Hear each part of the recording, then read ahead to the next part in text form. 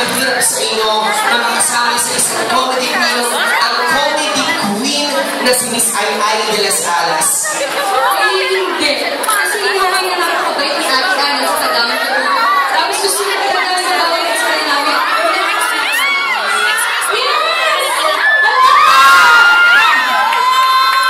Maraming salamat, Miss Marian. Direk Ona Diaz, of course.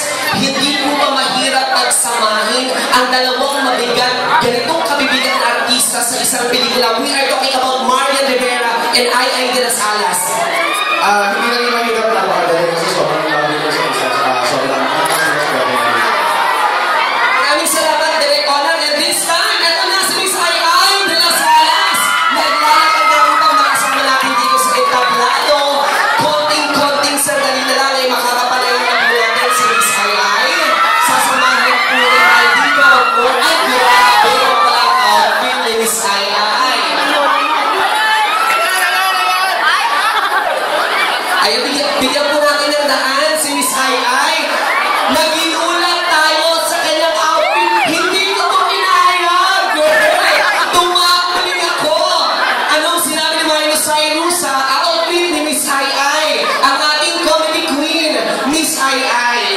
Ang napakarami niyo na pong nagawang pelikula pagdating sa komedya.